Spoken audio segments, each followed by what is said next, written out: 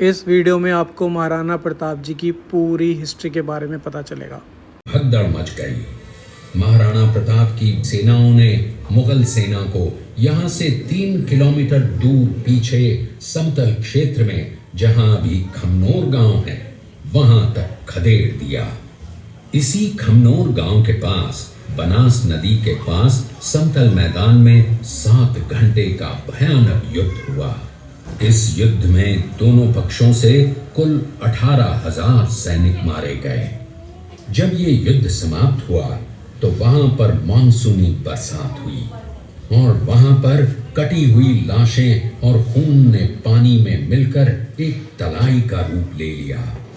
इतिहासकारों ने इस तलाई को रक्त तलाई का नाम दिया। इस युद्ध में ग्वालियर का एक पूरा राज परिवार, जिसमें राजा रामशाह तंवर और उनके दोनों पुत्र थे, शहीद हो गया। यहीं पर एक बगीचा बनाया हुआ है और जो इस युद्ध में शहीद हुए थे उनके स्मारक इसी बाग में बने हुए हैं। 5 किलोमीटर लंबे और 200 मीटर चौड़े क्षेत्र में हुआ। आप लोग सभी संग्रहालय में खड़े हैं। संग्रहालय से 200 मीटर की दूरी पर चेतक की समाधि है, जहां पर महाराणा प्रताप के स्वामी भक्त घोड़े चेतक को दफनाया गया था। यहां से 2 किलोमीटर की दूरी पर हल्दी घाटी दर्रा है।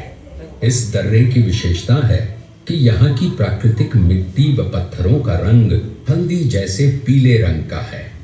इस दर्रे के चारों तरफ महाराणा प्रताप की भील आदिवासी सेना राणा पूंजा के नेतृत्व में तैनात थी।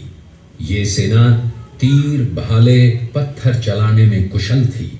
यहाँ से 1 किलोमीटर की दूरी पर शाही बाग है, जिसमें मुगल सेना का पड़ाव था।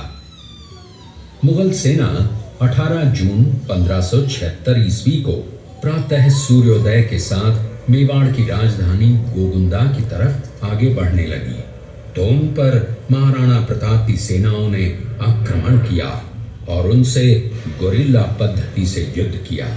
मातृभूमि की मर्यादा के लिए प्राण न्योछावर करने वाले योद्धाओं और लड़नाओं से प्रताप ने न केवल सीख ली, बल्कि ये घटना उनके जीवन का आधार बन गई।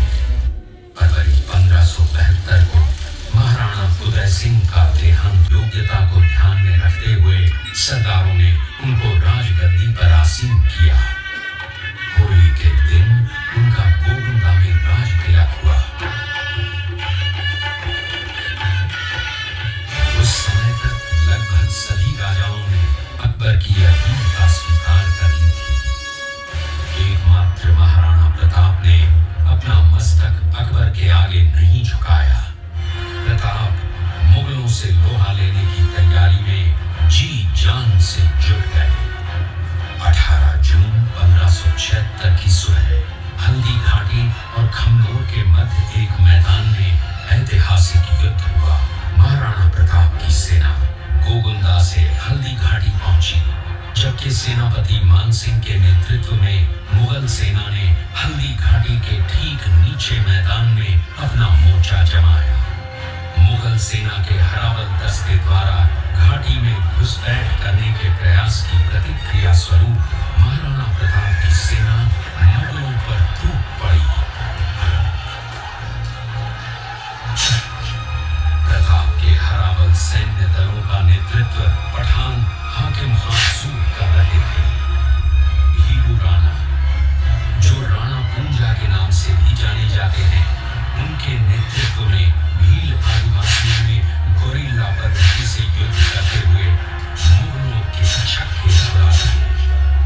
देखते ही देखते शाही सेना में खलबली मच गई।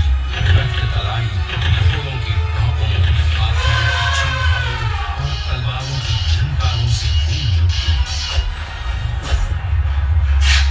चारों तरफ हाहाकार मच गया। युद्ध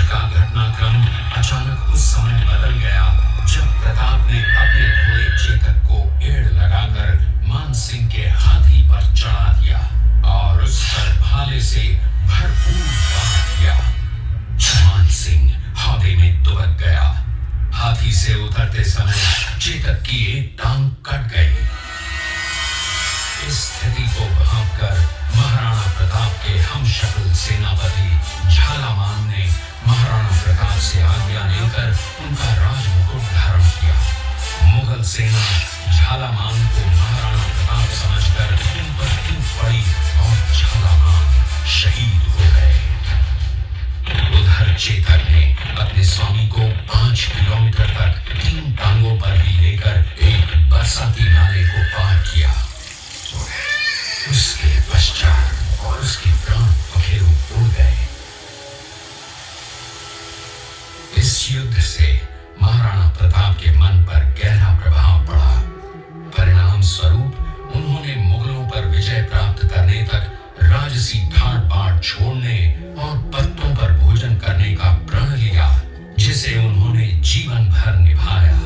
महाराणा प्रताप ने अपना सैन्य बल बढ़ाकर सर्वप्रथम अरावली पर्वत की घाटियों में बसे दिवेर पर चढ़ाई कर विजय प्राप्त की। इसके बाद कुंभलगढ़ पर भी विजय प्राप्त की। सिर्फ चित्तौड़गढ़ को छोड़कर सारे मेवाड़ को अपने अधीन कर लिया।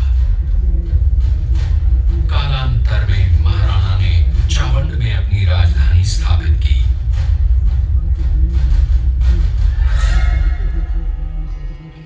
19 जनवरी 1597 को राणा प्रताप ने मात्र 57 वर्ष की आयु में इस संसार से प्रयाण किया।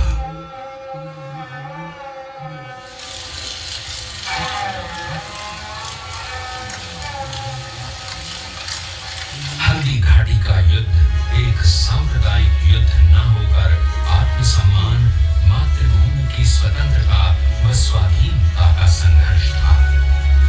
इसका प्रमाण ये है कि जहां पर अकबर की सेना के सेनापति जयपुर के राजा मानसिंह थे, वहीं पर महाराणा प्रताप की सेना के सेनापति काबुल के हाकिम खासूर थे। महाराणा प्रताप स्वतंत्रता की वेदी पर एक ऐसा अंगारा था जो आत्मसम्मान व देश गौरव के लिए दिन रात जलता रहा, धधकता रहा और अंत में बुझकर भी उसने देश में ऐसा लौह भर दिया जिसकी प्रखर किरणों ने भारत माता को गुलामी की जंजीरों से मुक्त कराने के लिए सदा प्रेरित किया।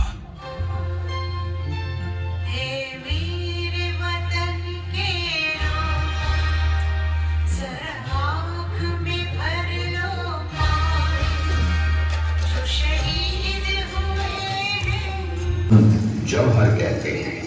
चित्तौड़गढ़ में 3 मुख्य बड़े जौहर हुए थे। प्रथम जौहर 1303 ईस्वी में रानी पद्मिनी ने 16,000 स्त्रियों वीरांगनाओं के साथ जौहर किया था, सिर्फ अल्लाउद्दीन खिलजी के कारण। दूसरा जौहर 1535 ईस्वी में गुजरात के शासक बहादुर शाह के आक्रमण के कारण रानी कर्मावती ने वीरांगनाओं के साथ किया। और तीसरा जौहर 1568 ईस्वी में जब अकबर ने चित्तौड़गढ़ पर आक्रमण किया, उसी समय रानी फूलकुंवरी ने 7,000 वीरांगनाओं के साथ जौहर किया। फिर भी अकबर का मन नहीं भरा और अंत में हजारों आम लोगों का कत्लेआम करवाकर उन्हें मौत के घाट उतारा गया। इस किले में देखने योग्य विजय स्तंभ है, कीर्ति स्तंभ, मीरा मंदिर, जैन मंदिर, कालिका माता मंदिर, भामाशाह हवेली, कुंभाश्याम मंदिर, फतेह प्रकाश महल हैं। ये किला यहाँ से 140 किलोमीटर दूरी पर है। जाति से गुर्जर थी। वो एक राजकुमार की धाई मां थी। दूसरी तरफ हाथ में तलवार लिए खड़ा ये बनवीर सिंह एक दासी पुत्र है। ये कुंवर उदय सिंह की हत्या करके मेवाड़ की राजगद्दी प्राप्त करना चाहता था। एक रात्रि बनवीर सिंह को मौका मिला। वो राजकुमार उदय सिंह के बड़े भाई विक्रमादित्य सिंह की हत्या करके राजमहल की तरफ आगे बढ़ा। इसकी सूचना पन्नाधाय को लग गई।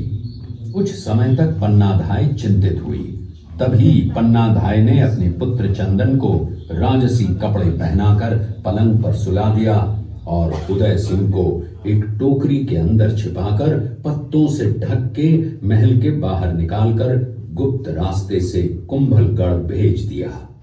बनवीर सिंह जब तलवार लेकर राजकक्ष में आया तो उसने पन्नाधाय से कड़क आवाज में उदय सिंह के लिए पूछा तो पन्नाधाय ने चंदन की तरफ इशारा किया। बनवीर ने चंदन को उदय सिंह समझकर चंदन की हत्या कर दी और ये समझने लगा कि मैंने राजकुंवर उदय सिंह को मार दिया। वही राजकुंवर बड़े होकर राजा बने और अपने नाम का उदयपुर नगर बसाया जो यहाँ से 40 किलोमीटर दूर है। और उन्हीं के पुत्र महाराणा प्रताप हुए जिन्होंने हल्दी घाटी का युद्ध लड़ा और आज हम लोग उनका इतिहास यहाँ पर देख रहे हैं।